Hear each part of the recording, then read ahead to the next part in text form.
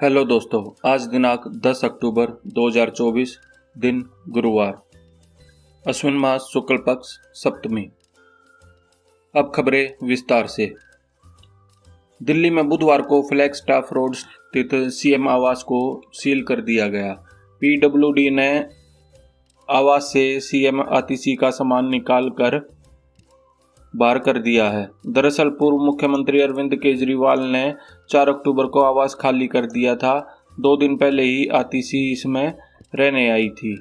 आतिशी के पास इस घर की चाबियां थी, लेकिन उन्हें घर अलॉट किए जाने के आधिकारिक दस्तावेज नहीं दिए गए थे।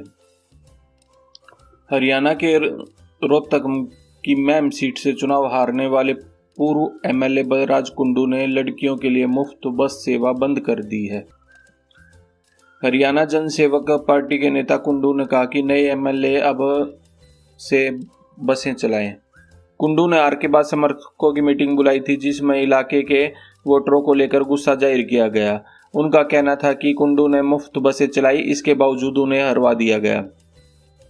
लोकसभा में नेता प्रतिपक्ष और कांग्रेस सांसद राहुल गांधी ने जम्मू कश्मीर और हरियाणा विधानसभा चुनाव के नतीजों पर बुधवार को प्रतिक्रिया दी। उन्होंने एक्स पर पोस्ट में कहा कि हरियाणा विधानसभा चुनाव के नतीजे हैरान करने वाले हैं। राहुल ने लिखा, हम हरियाणा के अप्रत्याशित नतीजे का विश्लेषण कर रहे हैं। कई विधानसभा क्षेत्रों से शिकायतें आ रही हैं। हम चुनाव आयोग को इससे अवगत कराएंगे। हम हक का, सामाजिक और आर्थिक न्याय का, सच्चाई का यह संघर्ष जारी रखेंगे। हरियाणा विधानसभा चुनाव में भाजपा की जीत की हैट्रिक के बाद अब नई सरकार के गठन की कवायद तेज हो गई है। पार्टी सूत्र बताते हैं कि हरियाणा में भी पार्टी मध्य प्रदेश, राजस्थान, छत्तीसगढ़, उड़ीसा की तरह 2 डिप्टी सीएम का फार्मूला ला सकती है। वरिष्ठता के आधार पर पूर्व गृह मंत्री अनिल विज और एक ब्राह्मण विधायक को उप मुख्यमंत्री बनाया जा सकता है। भाजपा विधायक दल की बैठक गुरुवार को होगी। दोस्तों, भारत के लिए सबसे बुरी खबर, रतन टाटा का 86 साल की उम्र में निधन हो गया है। मुंबई के अस्पताल में भर्ती टाटा को मुंबई के एक अस्पताल में गहन चिकित्सा कक्ष मीन्स आईसीयू में भर्ती कराया गया है। इससे पहले 7 अक्टूबर को कुछ मीडिया रिपोर्ट्स में दावा किया गया था कि रतन टाटा ब्रीच कैंडी अस्पताल के आईसीयू में भर्ती हैं। उनका ब्लड प्रेशर काफ़ी कम हो गया है। इसके बाद रतन टाटा ने सोशल मीडिया पर एक पोस्ट शेयर कर बताया था, मैं ठीक हूँ और ज़्यादा उम्र के कारण रूटीन चेकअप के लिए अस्पताल गया था। चिंता की कोई बात नहीं है। लंदन से दिल्ली के लिए उड़ी विस्तारा एयरलाइन की फ्लाइट यूके 18 में बुधवार को बम की सूचना से हड़कंप मच गया। फ्लाइट के दिल्ली पहुंचने से करीब 3.5 घंटे पहले एक यात्री ने प्लेन के टॉयलेट में धमकी भरा टिश्यू पेपर देखा। उसने क्रू मेंबर को सूचना दी।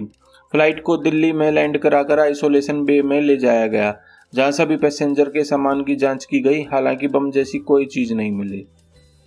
विधानसभा चुनाव के नतीजे क्लियर मैसेज हैं। जम्मू कश्मीर के लोगों ने आर्टिकल 370 खत्म करने के दिल्ली के फैसले को मंजूर नहीं किया है। अब जम्मू कश्मीर को एलजी और उनके 4 सलाहकार नहीं बल्कि विधानसभा के 90 मेंबर चलाएंगे और उमर अब्दुल्ला इस विधानसभा के मुखिया होंगे। नेशनल कॉन्फ्रेंस जम्मू कश्मीर विधानसभा चुनाव में 42 सीटें जीतकर सबसे बड़ी पार्टी बनी है। सहयोगी पार्टी कांग्रेस को 6 सीटें मिली हैं। इस अलायंस के पास सरकार बनाने लायक बहुमत है। आम आदमी पार्टी ने दिल्ली विधानसभा चुनाव के लिए लड़ने का फैसला किया है। आप प्रवक्ता प्रियंका कक्कड़ ने बुधवार को कहा, हम ओवर कॉन्फिडेंट कांग्रेस और अहंकारी भाजपा से अकेले लड़ने में सक्षम है। उन्होंने कहा कि पिछले 10 सालों से दिल्ली विधानसभा में कांग्रेस के पास कोई सीट नहीं है। फिर भी आपने लोकसभा चुनाव में कांग्रेस को 3 सीटें दी। इसके बावजूद कांग्रेस को हरियाणा में सहयोगियों को साथ लेना जरूरी नहीं लगा। जम्मू कश्मीर के अनंतनाग में सुरक्षा बलों को बुधवार को टेरिटोरियल आर्मी के एक जवान की बॉडी मिली है। उसके शरीर पर गोलियों के निशान है। न्यूज एजेंसी एएनआई के सूत्रों के मुताबिक आतंकियों ने टेरिटोरियल आर्मी के 2 जवानों को मंगलवार को किडनैप किया था, जिनमें से एक भागने में कामयाब रहा। इसके बाद आर्मी ने सर्च ऑपरेशन शुरू किया था। हरियाणा में बहुमत से आई बीजेपी के सरकार बनाने से पहले ही सियासी खेल शुरू हो गया है। यहाँ चुनाव जीते तीनों निर्दलीय विधायकों ने समर्थन दे दिया है। पहले गन्नौर से देवेंद्र कादयान और बहादुरगढ़ से राजेश जून और फिर हिसार से सावित्री जिंदल इसके लिए दिल्ली पहुंचे, जहां उनकी हरियाणा चुनाव प्रभारी धर्मेंद्र प्रधान, सह प्रभारी विप्लव देब और प्रदेश अध्यक्ष मोहन बडोली से मुलाकात हुई। हरियाणा में नायब सैनी 15 अक्टूबर से पहले नए मुख्यमंत्री पद की शपथ ले सकते हैं। शपथ ग्रहण समारोह पंचकुला के परेड ग्राउंड में होगा, जिसमें प्रधानमंत्री नरेंद्र मोदी भी शामिल होंगे। इसके अलावा कई केंद्रीय मंत्री और बीजेपी के सीनियर नेता भी मौजूद रहेंगे। सीएम के साथ मंत्री भी शपथ ले सकते हैं। प्रदेश में 8 अक्टूबर को 90 विधानसभा सीटों पर आए नतीजों में बीजेपी ने 48 सीटें जीती हैं। कोलकाता ट्रेनी डॉक्टर रेप और मर्डर केस में सीबीआई ने आरोपी संजय रॉय के खिलाफ 11 सबूत इकट्ठा किए हैं। चार्जशीट में इन सभी सबूतों का जिक्र किया गया है और संजय रॉय को मुख्य आरोपी बनाया है। न्यूज एजेंसी पीटीआई ने चार्जशीट की कॉपी के हवाले से रिपोर्ट में कहा कि घटना के दौरान पीड़ित ने संजय का विरोध किया था। इस चार्जशीट में विक्टिम को वी नाम से संबोधित किया गया है। सीबीआई ने कहा विक्टिम की बॉडी पर संजय का डीएनए पाया गया और छोटे बाल भी मिले। नॉर्थ कोरिया ने साउथ कोरिया से लगे अपने बॉर्डर को पूरी तरह से बंद करने की घोषणा की है। तानाशाह किम जोंग की सेना ने मंगलवार को बताया कि वह साउथ कोरिया जाने वाली सभी सड़कों और रेलवे लाइन को बंद कर देगी। इसके अलावा सीमा से सटे इलाकों में किलेबंदी भी की जाएगी। नॉर्थ कोरिया के मीडिया हाउस के सीएनए के मुताबिक कोरियन पीपल्स आर्मी ने कहा है कि यह फैसला साउथ कोरिया और अमेरिका के युद्ध अभ्यासों को देखकर लिया गया है। अमेरिका के पूर्व राष्ट्रपति डोनाल्ड ट्रंप ने 2020 में कोरोना महामारी के वक्त रूस के राष्ट्रपति व्लादिमीर पुतिन के निजी इस्तेमाल के लिए कोविड टेस्टिंग किट भेजी थी। अमेरिकी अखबार वॉशिंगटन पोस्ट के पत्रकार बॉब वुडवर्ड ने अपनी किताब वॉर में इसका खुलासा किया है।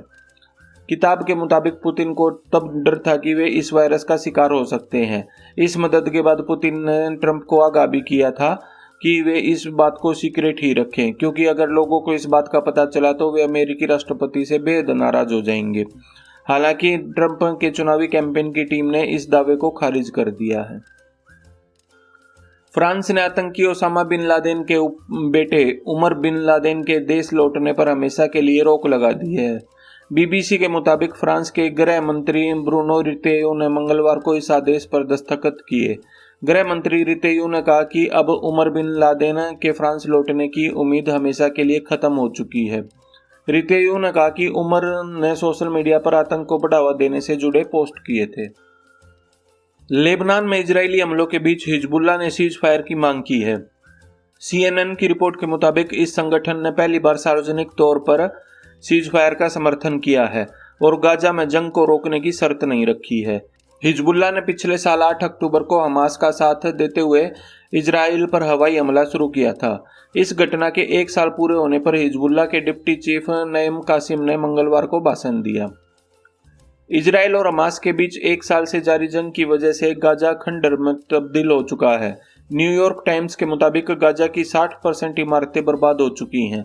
इजराइल ने हमास को खत्म करने के लिए उन इलाकों को बर्बाद कर दिया जो कभी लाखों लोगों का घर हुआ करते थे। इजरायली सेना के हवाई हमलों का सबसे ज्यादा असर खान यूनिस, गाजा सिटी और जबालिया पर पड़ा है।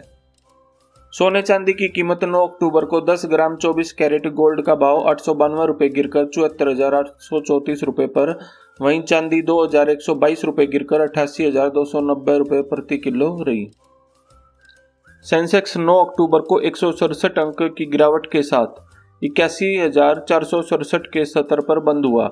निफ्टी में भी 31 अंक की गिरावट रही, ये 24,981 के स्तर पर बंद हुआ। रिजर्व बैंक ऑफ इंडिया ने यूपीआई लाइट की पर ट्रांजैक्शन लिमिट को 500 रुपये से बढ़ाकर 1,000 रुपये तक कर दिया है। इसके साथ ही आरबीआई ने यूपीआई लाइट वॉलेट की लिमिट को 2,000 रुपये से बढ़ाकर 5,000 रुपये कर दिया है। हुंडई इंडिया का आईपीओ 15 अक्टूबर को ओपन होगा। निवेशक इस इशू के लिए 17 अक्टूबर तक बिडिंग कर सकेंगे। कंपनी के शेयर 22 अक्टूबर को बाजार में लिस्ट होंगे। कंपनी ने इसका प्राइस बैंड 1865 से लेकर 1960 रुपये तय किया है। इसके लिए कम से कम 13,720 रुपये की बोली लगानी होगी। एएमयू में मुस्लिम छात्रों के आरक्षण को लेकर सुप्रीम कोर्ट जल्द फैसला सुनाएगा।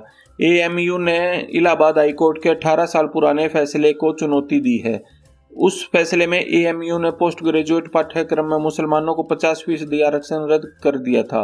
अदालत ने कहा था कि एएमयू का बीबी अल्पसंख्यक संस्थान नहीं था। सुप्रीम कोर्ट ने मामले में 1 फरवरी को अपना फैसला सुरक्षित रखा था। प्रवर्तन निदेशालय ईडी ने लालू प्रसाद यादव के करीबी राजद के पूर्व विधायक अरुण यादव से जुड़ी 21 करोड़ 38 लाख की संपत्ति को जब्त किया है। इसमें 19.32 करोड़ की 46 अचल संपत्तियां और बैंक खाते में करीब 2 करोड़ 5 लाख की राशि शामिल है। ईडी ने यह कार्रवाई बालू के अवैध खनन और मनी लॉन्ड्रिंग मामले में की है। पाकिस्तान न्यूज। बुधवार को एक रिपोर्ट में कहा गया कि जेल में बंद पूर्व प्रधानमंत्री इमरान खान की पार्टी द्वारा पाकिस्तान में किए गए विरोध प्रदर्शनों में निजी और सार्वजनिक संपत्ति को 240 मिलियन का नुकसान हुआ। इस नुकसान का आकलन इस्लामाबाद के महानिरीक्षक कार्यालय द्वारा इस्लामाबाद के मुख्य आयुक्त को सौंपी गई रिपोर्ट में किया गया है। तो दोस्तों, आपको हमारी ये वीडियो कैसी लगी? अगर आपको हमारी ये वीडियो अच्छी लगी हो तो लाइक शेयर सब्सक्राइब करना ना भूलें। Thanks for watching.